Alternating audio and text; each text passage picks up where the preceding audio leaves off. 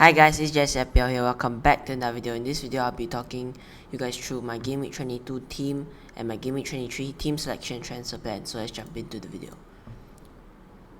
So in Game Week 22, I scored a total of 89 points, which again another green arrow to tops. Going into the top 100k, 60k now, and a really successful game week for me, as managed to get 89 points, took the -4, and looking very good for me. So Trent, Alonso, and Cancelo both getting high scoring points. Cancelo kept the clean sheet, Trent as well. So these players got some really great results, and Bruno Fernandez there again, 2 games he got 2 goals and 2 assists. Really happy with what he managed to produce in this double game week. Mora as well, he was really disappointing, especially one of the games getting postponed against Arsenal, so really disappointing. And then Bowen, 7 points, again he's managed to produce again, so really happy with that. Jota, on the other hand, didn't get a return.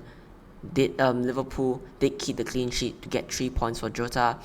Mikel Antonio there, 4 points, and then Dominic Calvert-Lewin again, another very disappointing result for Everton, a 2-1 loss against Norwich, and Rafa Benitez is now sacked, so I will see what we want to do with him. A new interim manager has came in.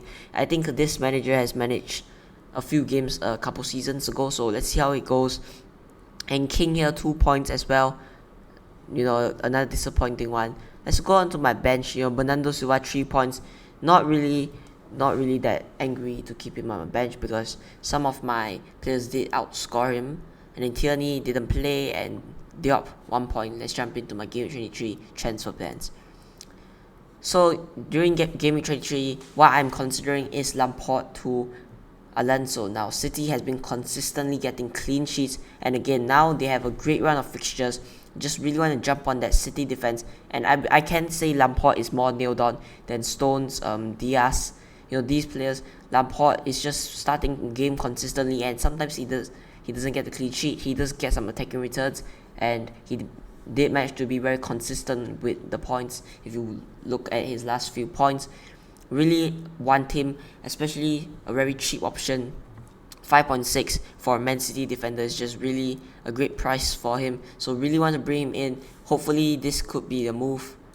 And the other moves I was considering is Beckman and DCL for Jose Sa and then Saint-Maximin. Now these, I could do one of these moves. Beckman did not start in Game Week 22, so we don't know what will happen in Game Week 23. Maybe Foster just a bit of rotation, but what I'm seeing is that Beckman's not going to start. DCL, probably I'm going to keep him for 1 more week and then maybe consider Allan Saint-Maximin or Dennis. I want to go for Allan Saint-Maximin because he's a slight differential, and I just think he's got a really great option for this Newcastle side who is making signings, and he's going to improve more during this January transfer window as they're going to sign more players. Now I think the Lampard move is one I really want to do, as Chelsea do blank after the game against Tottenham. Probably consider one of these moves, but I do not want to take the -4 again for the 3rd time in a row. So we're going to think about this one, and let's jump into the Game Week 23 team selection. So starting off in goal with Daniel Beckman. Again, I might, his place in that team, not even 100% sure if he's going to start, but he's going to be in my team. As I said just now, I do not want to take the -4 for another week in a row, for the 3rd week in a row. In defense here, firstly, Trent Alexander-Arnold, he takes on Crystal Palace away. Now Crystal Palace, we could say they have been having a really great season, this season having a really great season, but sometimes they just don't show up, and we don't know how good they'll play. Sometimes they play really well, sometimes they don't play really well. But Liverpool, again, another top tier side, hopefully can get the clean sheet this time against Crystal Palace. Crystal Palace, there are some issues in that attack, but Conor Gallagher is one of the main men in that attack, and if that Liverpool midfield can shut down Conor Gallagher, his creativity won't be affected as much, and hopefully Liverpool can get that clean sheet. Next year, Joao Cancelo, again, I just think he's playing like a right winger for City. He's just advancing up the pitch, getting crosses in, and then just trying to score. He's just a really great option. I think these two players, Trent and Cancelo, has just been really great this season, really consistent. You can rely on them. I think these two are more reliable than Bruno Fernandez, Mohamed Salah, because they also not only can get returns but they can get clean sheets, which are worth a lot of points as well. So if they don't get the returns, they can get clean sheets. Southampton has been really poor, especially with the missing of McCarthy. City could just score a bunch, especially now they have a goalkeeper issue. Willy Caballero or Fraser Foster. Which of these will start? And if one of them starts, they are honestly not really great goalkeepers. So could see City just getting a bunch of goals in this game. Sorry guys, the ranks of the side just not changed. So I'm gonna be changing that soon. And City, I just think a really great option to jump on, and Joao Cancelo, a really great option to have. Next year, Kieran Tierney, 5.0 mil. Just again, Burnley. I don't think Burnley are the toughest side to play against, especially he could get attacking returns as well. Arsenal haven't played last game week, so we don't know what's going on there. Burnley again postponing some matches last game week as well, so we don't know what's going on from the both of these sides. This match could very well go to get postponed, and I have a really quite strong bench, so if this match gets postponed, Tierney can just come off my team. And next we have Lampard, the signing I'm planning to make, the new transfer, because he's just a really solid option, and honestly really happy to have him in my team, a very reliable option to start every game. I'm not gonna curse it, but he started the past few games and got a 90 minutes, and I think his spot is quite secure, especially last week against Chelsea. He managed to start and get the clean sheet. Even Diaz didn't start last week, so he did start over Diaz. We don't know what's going on there, but Lampard, a really strong option to have in my team. Nextly is Bruno Fernandez. Now, Bruno Fernandez, a really solid option, as West Ham, they are a solid side, but still, they will sometimes concede a lot of goals, and we could really well see that happening against United, conceding a bunch of goals like how they used to concede a lot. West Ham, they have been pretty solid, managed to get results, but I could just see this game going to United's way, as they have been playing really well, and I could see United winning this one. Even not a win, United could just get the result, and honestly Bruno Fernandes could just score, and he's a really great option, especially if you watch that assist to Mason Greenwood. He could have finished it and get more points, scored the goal, but he didn't. He wanted to play it safe and played it to Greenwood. He's making those runs, that people wanted him, and this is the form we wanted him, at the start of the season. But with the signing of Cristiano Ronaldo, everything changed, and honestly, Ronaldo was the key man up front. But then I'm really happy to have him back in my team. And West Ham, at home especially, isn't that bad of a fixture if you look at it. They are missing quite a few defenders in defense, like Kurt Zouma. These players, are missing, and pretty key players in that West Ham defense, which could cost them a lot. Next, Bernardo Silva. Now, I'm not gonna sell him. I'm gonna keep him because Southampton away.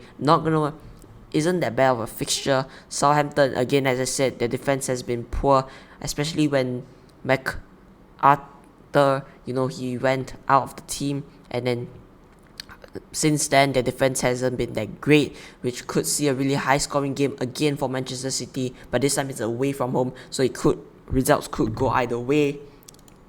And next year, Jarrod Bowen, no matter the fixtures, Man United, their defense has been just really poor recently, and I could just trust him anytime because the defense has been poor recently for Man United, and I really want him to start my team. He's just been in incredible form, and hopefully can keep up that form against United. A tougher fixture, but a weaker defense for United.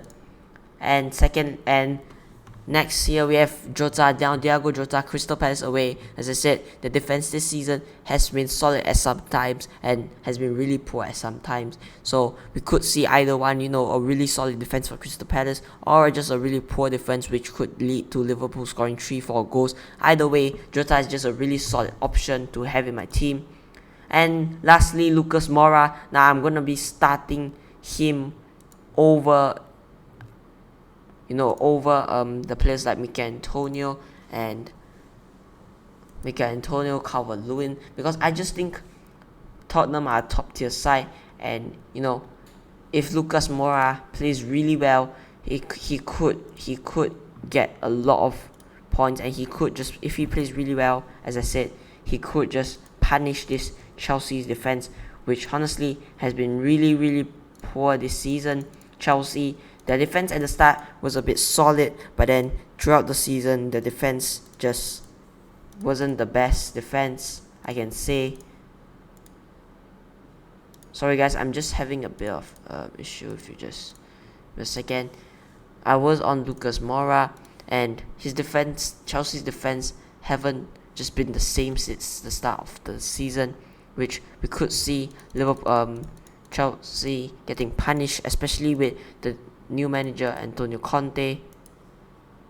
Chelsea Tottenham could just have a better side than Chelsea, and I just think that Conte will try to win this game, as Tottenham are fighting for Europe, and Tottenham want that spot in Europe next year, as they are currently in the Conference League, and I think they are knocked out of the Conference League.